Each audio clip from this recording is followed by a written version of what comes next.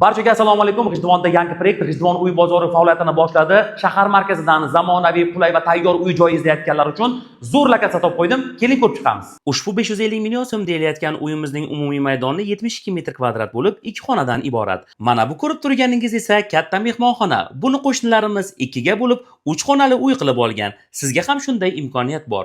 Bu esa yuvinish xonasi, suvlari ham bor ekan. Bunisi esa hojatxona. Xonadon kadastr hujjatlari to'liq.